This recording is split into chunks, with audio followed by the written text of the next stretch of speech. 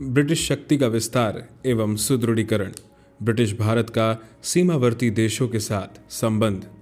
जिस समय भारत में ब्रिटिश सत्ता कायम थी, उस समय भारत की सीमा पर नेपाल, तिब्बत, बर्मा और अफगानिस्तान मुख्य रूप से अपना अस्तित्व कायम रखे हुए थे। भारतीय शासकों के इन देशों के साथ सौहार्दपूर्ण संबंध थे, परंतु अंग्रेजों ने बारी बारी से इनकी स्वतंत्रता समाप्त कर दी और वहां अपना अधिकार स्थापित कर लिया। 1816 ईस्वी में नेपाल, 1855 ईस्वी में बर्मा, 1904 ईस्वी में तिब्बत और 1922 ईस्वी में अफगानिस्तान ने अंग्रेजों के साथ संधि कर ली। नेपाल को अंग्रेजों ने अपना मित्र राज्य बना लिया और 3 युद्धों के बाद रूस के हस्तक्षेप के कारण अफगानिस्तान की स्वतंत्रता भी कायम रखी गई। आंग्ल भूटान संबंध। 1824 में आंग्ल बर्मा युद्ध के परिणाम स्वरूप 1826 में असम के अंग्रेजों के अधिकार क्षेत्र में आ जाने से ब्रिटिश साम्राज्य परवर्तीय राज्य भूटान के नज़दीकी संपर्क में आया। असम और बंगाल के समीपवर्ती क्षेत्रों में भूटानी लोगों द्वारा निरंतर छापेमारी और 1863-64 में एल्गिन के दूत के साथ बुरा व्यवहार और उस पर थोपी गई संधि, जिसके अंतर्गत असम को जाने वाले दर्रों को अंग्रेज़ों द्वारा छोड़ने को बाध्य किया गया, ने अंग्रेज़ों को इन दर्रों का सम्मेलन करने की प्रवृत्त किया। 1865 में भूटान को वार्षिक अनुदान के बदले में इन दर्रों को छोड़ने को बाध्य किया गया। समर्पित किए गए जिलों में बेहद उत्पादक चाय बागान बनाए गए। आंग्ल नेपाल संबंध। भारत की ओर से नेपाल पर पहला अभियान बंगाल के नवाब मीर कासिम द्वारा 1762 ईस्वी में किया गया था, परंतु उस समय उसकी सेना पराजित होकर लौट गई थी। उसके बाद बेहटा के अंग्रेजी व्यापारिक रेजिडेंट ने नेपाल पर आक्रमण किया, परंतु उसे भी असफलता ही हाथ लगी। 1792 ईस्वी में अंग्रेज़ों ने नेपाल के साथ एक व्यवहारिक संधि की। 1802 ईस्वी में कंपनी की ओर से कैप्टन नॉक्स तथा कर्नल कीर पैट्रिक के नेतृत्व में एक प्रतिनिधिमंडल नेपाल भेजा गया। यह प्रतिनिधिमंडल भी अपने लक्ष्य की प्राप्ति में असफल रहा। नेपाल 18वीं सदी में काफ़ी शक्तिशाली था और अपने राज्य के विस्तार में प्रयत्नशील था। उत्तर में चीन की ओर विस्तार असंभव था, इसलिए उसने दक्षिण में ही विस्तार की नीति अपनाई। 1801 ईस्वी में नेपाल ने गोरखपुर पर अधिकार कर लिया, जिससे ब्रिटिश भारत और नेपाल की सीमाएं मिल गईं। हिमालय के तराई भाग में नेपाल और ब्रिटिश भारत की सीमाएं निर्धारित नहीं हो पाई थी, अतः सीमा निर्धारण के लिए दोनों के बीच संघर्ष अवश्यंभावी हो गया था। इसी संघर्ष की स्थिति में अंग्रेज़ों और नेपाल के बीच 1814 में युद्ध की शुरुआत हो गई। आंग्ल नेपाल युद्ध। 1813 ईस्वी में लॉर्ड हेस्टिंग्स गवर्नर जनरल बनकर भारत आया और भारत आने के साथ ही उसे गोरखों के साथ संघर्ष करना पड़ा। 1814 में आंग्ल नेपाल युद्ध शुरू हो गया। हेस्टिंग्स ने तीनों ओर से नेपाल को घेरने की योजना बनाई। कर्नल ऑक्टरलोनी को सतलज नदी की ओर से, मेजर जनरल मार्ले को पटना की ओर से तथा जॉन वुड को गोरखपुर से नेपाल की राजधानी की ओर अभियान के लिए भेजा गया। हेस्टिंग्स ने मेजर जिलेस्पी को मेरठ की ओर से कर्नल ऑक्टरलोनी को सहायता देने का निर्देश किया। आरंभ में गोरखा सैनिकों ने अंग्रेजी सेना का वीरतापूर्वक सामना किया, लेकिन अप्रैल 1815 ईस्वी में गोरखा सेना की शक्ति कमजोर पड़ने लगी। इस समय कर्नल निकोलस तथा गार्नर ने अल्मोड़ा तथा कुमायूं पर अधिकार कर लिया। ऑक्टरलोनी ने मई 1815 ईस्वी में गोरखा सेनापति अमर सिंह थापा से मालोन का किला छीन लिया। युद्ध के दौरान अंग्रेज़ों ने कुछ पहाड़ी जातियों को अपनी सेना में भर्ती कर लिया, जिससे उन्हें युद्ध में काफ़ी सहायता मिली। युद्ध में पराजय की स्थिति को देखते हुए गोरखों ने अंग्रेज के साथ संधि का प्रस्ताव रखा, परंतु नेपाल में उग्रदल के बहुमत में होने तथा अंग्रेज़ों द्वारा संधि के लिए कठोर शर्तें रखे जाने के कारण संधि वार्ता नहीं हो सकी। इन परिस्थितियों में आंग्ल नेपाल युद्ध फिर से शुरू हो गया। 28 फरवरी 1816 ईस्वी तक कर्नल डेविड ऑक्टरलोनी में मकबनपुर में गोरखा सेना को बुरी तरह से पराजित कर दिया। मकबनपुर में निर्णायक युद्ध के बाद दोनों पक्षों के बीच संधि वार्ता चली और नेपाल दरबार ने मार्च 1816 ईस्वी में सगौली की संधि का प्रस्ताव मान लिया। सगौली की संधि। मार्च 1816 ईस्वी में संपन्न सगौली की संधि से आंग्ल नेपाल युद्ध की समाप्ति हुई। इस संधि में निम्न शर्तों का प्रावधान किया गया। नेपाल ने अंग्रेज़ों को गढ़वाल और कुमायूं जिले के साथ साथ हिमालय की तराई का अधिकांश क्षेत्र अंग्रेज़ों को प्रदान करना स्वीकार किया। अंग्रेजी राज्य, ब्रिटिश भारत और नेपाल राज्य की सीमा निश्चित की गई। नेपाल ने सिक्किम से अपने सभी अधिकार वापस ले लिए। नेपाल की राजधानी काठमांडू में एक ब्रिटिश रेजिडेंट को रखे जाने की अनुमति ली। सगौली की संधि से अंग्रेज को बहुत अधिक लाभ हुआ।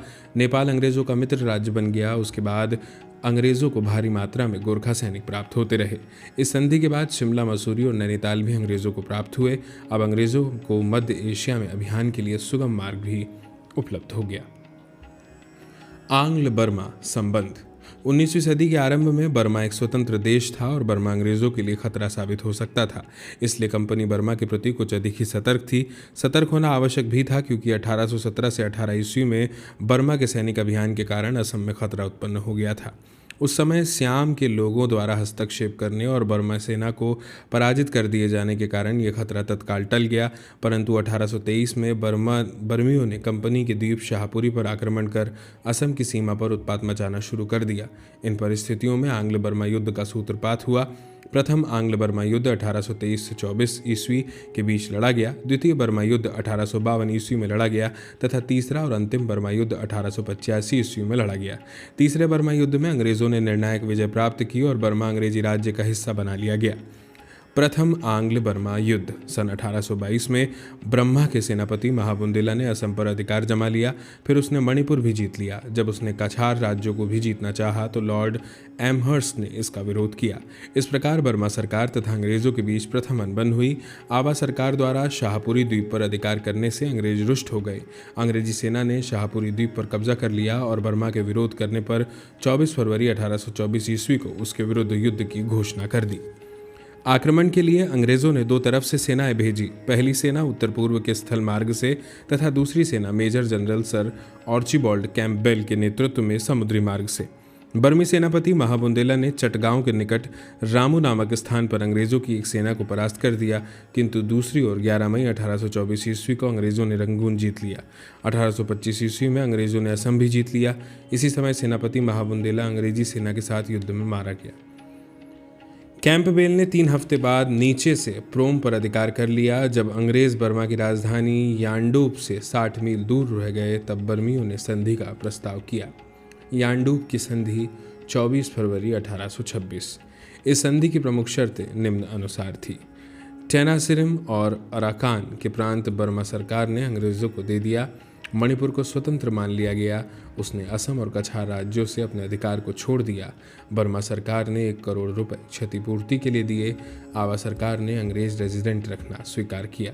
इस युद्ध से अंग्रेजों को बहुत लाभ हुआ तथा उन्हें उत्तर पूर्व में पर्याप्त भूमि प्राप्त हो गई। यांडूप की संधि से अंग्रेजों की प्रतिष्ठा में वृद्धि हुई और ब्रिटिश सरकार लॉर्ड एमहर्स्ट के इस कार्य से प्रसन्न हुई और एमहर्स्ट को अर्ल ऑफ अराकॉन की उपाधि दी गई। द्वितीय आंग्ल बर्मा युद्ध। यांडूप की संधि से प्रथम बर्मा युद्ध की समाप्ति हुई थी, किंतु बर्मा के नए शासक ने इस संधि की शर्तों को अपमानजनक मानते हुए उसके पालन से इनकार कर दिया। इस बीच जनवरी 1848 में लॉर्ड डलहौजी गवर्नर जनरल बनकर भारत आया। डलहौजी ने सभी यूरोपीय देशों को बर्मा से अलग रखने की नीति अपनाई और किसी भी प्रकार से बर्मा पर अंग्रेजी आधिपत्य करने का दृढ़ निश्चय किया। फिर बर्मा के अंग्रेजी व्यापारियों ने भी शिकायतें शुरू कर दी थी। इस आधार पर डलहौजी ने यह आरोप लगाया कि बर्मा द्वारा यांडूप की संधि का उल्लंघन किया जा रहा है और उसने बर्मा के शासक के पास अंग्रेजी व्यापारियों की क्षतिपूर्ति के लिए आवेदन पत्र भेजा। बर्मा के नए शासक धाराबादी ने डलहौजी के प्रस्ताव को तो अस्वीकृत कर ही दिया, राजधानी में स्थापित ब्रिटिश रेजिडेंट को भी बर्मा छोड़ने के लिए कहा जाने लगा। इससे डलहौजी क्रुद्ध हो गया तथा उसने अपनी सभी मांगों को मनवाने के लिए जल सेना के प्रमुख अधिकारी लैम्बर्ट को 3 विशाल युद्धपोतों के साथ रंगून भेजा। शांति वार्ता के लिए जंगी बेड़ों को भेजना डलहौजी की आक्रामक नीतियों का ही परिचायक था। स्थिति को गंभीर देखते हुए बर्मा के शासक ने अंग्रेजी व्यापारियों की शिकायत को दूर करने का आश्वासन दिया तथा अपने आश्वासन को विश्वसनीय बनाने के लिए उसने रंगून के गवर्नर को भी पदच्युत कर दिया। परंतु लैम्बर्ट ने बाद में रंगून के नए गवर्नर के अंग्रेजी प्रतिनिधियों से नहीं मिलने को अपमानजनक बताया और उसने बर्मा के एक शाही जहाज रॉयल यालोशिप को लेकर भागने की कोशिश की। इस घटना से बर्मी क्रुद्ध हो उठे और उन्होंने अपहरण कर लिए गए जहाज पर गोलीबारी शुरू कर दी। इसी समय 1852 ईस्वी में द्वितीय आंग्ल बर्मा युद्ध शुरू हो गया। डलहौजी ने क्रुद्ध होकर बर्मा के शासक के पास लैम्बर्ट के जहाज पर की गई गोलीबारी के लिए क्षमा याचना का प्रस्ताव भेजा। उसने क्षतिपूर्ति के लिए 12,000 पाउंड देने का वैकल्पिक सुझाव भी दिया। बर्मा के शासक ने कोई प्रत्युत्तर नहीं दिया तो डलहौजी ने जनरल गॉडविन को 5,800 सैनिकों तथा अनेक युद्धपोतों के साथ बर्मा अभियान पर भेजा। 14 अप्रैल 1852 ईस्वी तक गॉडविन ने मर्ताबन तथा रंगून पर अधिकार कर लिया। मई 1852 ईस्वी तक अंग्रेजी सेना ने बसीन के साथ साथ बर्मा के संपूर्ण सागर तट पर अधिकार कर लिया। सितंबर 1852 ईस्वी में डलहौजी स्वयं बर्मा पहुंच गया और नवंबर तक उसने प्रोम और पीगू को अपने कब्जे में कर लिया। दिसंबर 1852 ईस्वी की एक घोषणा के अनुसार प्रोम और पीगू अंग्रेजी राज्य का हिस्सा बना लिए गए तथा डलहौजी ने उससे आगे नहीं बढ़ने का निर्णय लिया। इस कारण दोनों पक्षों के बीच किसी संधि के बिना युद्ध समाप्त हो गया। इस युद्ध का मुख्य कारण डलहौजी की साम्राज्यवादी नीति तथा पूर्व में अंग्रेजों के सम्मान की सुरक्षा की मुख्य भावना थी। तृतीय आंग्ल बर्मा युद्ध। बर्मा के राजा भिंडन की मृत्यु के बाद उसका पुत्र थीबो शासक बना रहा। वह प्रारंभ से ही अंग्रेजों को मित्र नहीं मानता था, अतः 1876 ईस्वी में ही दोनों राज्यों के संबंध खराब हो गए। 1878 ईस्वी में अंग्रेजी रेजिडेंट को बर्मा से वापस बुला लिया गया। 1885 ईस्वी में फ्रांस ने उत्तरी बर्मा से एक व्यापारिक संधि कर ली और अपना प्रभाव बढ़ाना शुरू किया। मांडले में एक फ्रांसीसी एजेंट ने भी दौरा किया, अतः लॉर्ड डफरिन सतर्क हो गया। इस स्थिति को देखते हुए लॉर्ड डफरिन ने बर्मा के शासक के पास मॉन्डले में एक ब्रिटिश रेजिडेंट रखने की मांग की। इसके साथ ही कई अन्य मांगे भी डफरिन ने बर्मा के शासक के पास भेजी, लेकिन बर्मा के शासक थीवा ने डफरिन की सभी मांगों को अस्वीकृत कर दिया। इन परिस्थितियों में अंग्रेजी सेना ने 1885 ईस्वी में ऊपरी बर्मा पर आक्रमण कर दिया। मात्र 14 दिनों के युद्ध में अंग्रेजी सेना ने संपूर्ण ऊपरी बर्मा तथा उसकी राजधानी मांडले पर भी अधिकार कर लिया। थीबो और उसके कुटुंबी रत्नागिरी भेज दिए गए। तृतीय आंग्ल बर्मा युद्ध ने स्वतंत्र बर्मा के भाग्य का अंत कर दिया।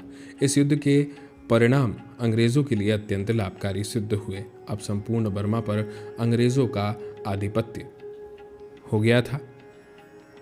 स्थापित हो गया तथा अंग्रेजी साम्राज्य की सीमाएं चीन तक विस्तृत हो गई।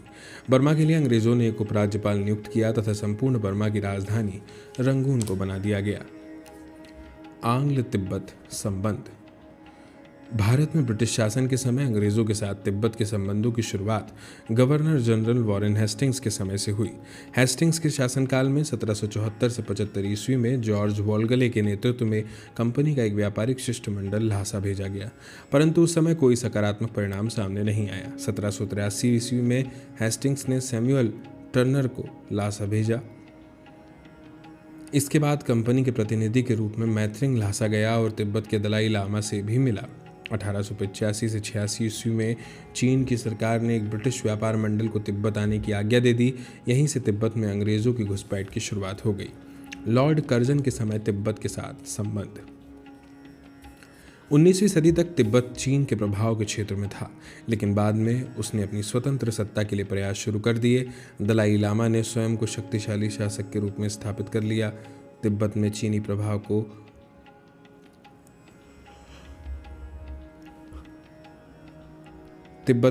प्रभाव को समाप्त करने के लिए दलाई लामा ने रूसी प्रभाव के विस्तार प्राप्त करने दिया। 1898 ईस्वी में दलाई लामा ने रूस की बौद्ध जनता से धार्मिक कार्यों के लिए अनुदान देने का आह्वान किया। भारत की ब्रिटिश सरकार के लिए तिब्बत में रूस का बढ़ता प्रभाव खतरे का संकेतक था। भारत का वायसराय लॉर्ड कर्जन तिब्बत में रूसी प्रभाव के विस्तार को सहन करने की स्थिति में नहीं था।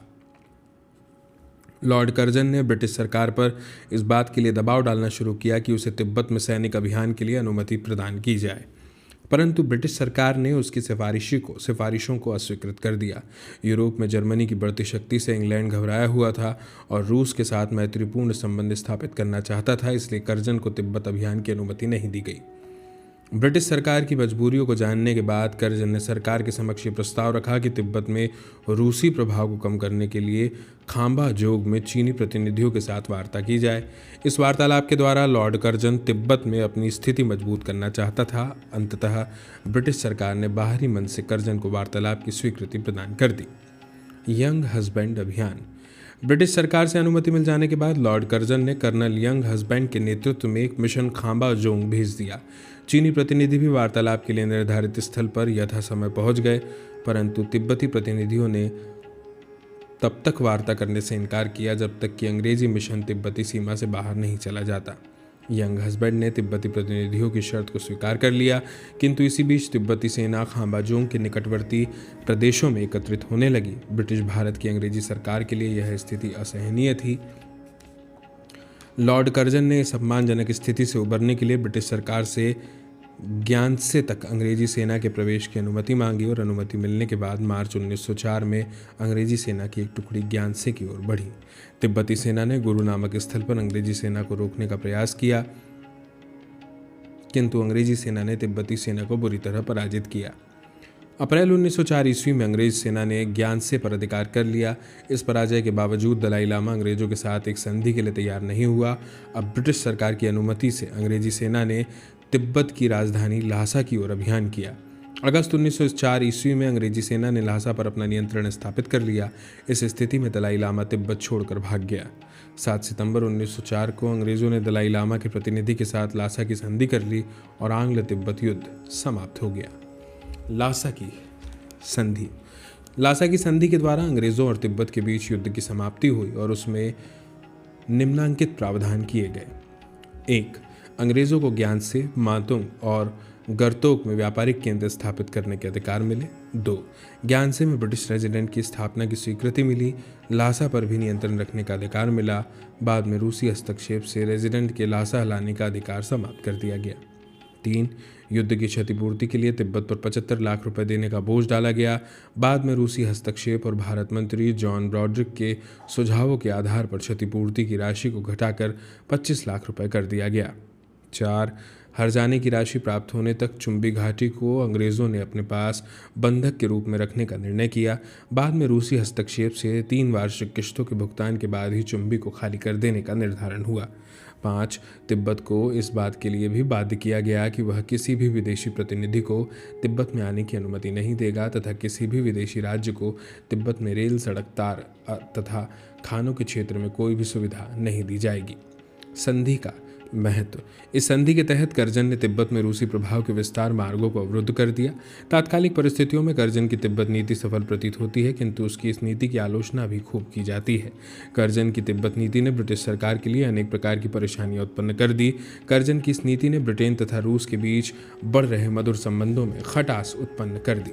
आलोचकों के एक वर्ग द्वारा यह कहा जाता है कि तिब्बत विजय से अंग्रेजों को कोई विशेष लाभ नहीं हुआ और इस अवधारणा की पुष्टि लोबत फ्रेजर के उस कथन से हो जाती है जिसमें उसने कहा है कि हम अपने क्षेत्र को आशानुरूप विस्तृत नहीं कर सके और भारत के उत्तरी पश्चिमी क्षेत्रों पर निरर्थक विकट स्थिति उत्पन्न कर ली। परंतु कर्जन के आलोचकों को यह समझ लेना चाहिए कि उस समय तिब्बत में रूस का बढ़ रहा प्रभाव निश्चित रूप से अंग्रेजों के लिए खतरनाक था और यदि तत्काल भारत की अंग्रेज सरकार द्वारा कोई ठोस कदम नहीं उठाया गया होता तो तिब्बत के सीमावर्ती क्षेत्र से उनके लिए हमेशा खतरा उत्पन्न होता रहता। इस दृष्टि से तत्कालीन परिस्थितियों में कर्जन की सोच सकारात्मक थी, भले ही वह ब्रिटेन की सरकार के लिए संकट उत्पन्न करने वाली साबित हुई हो।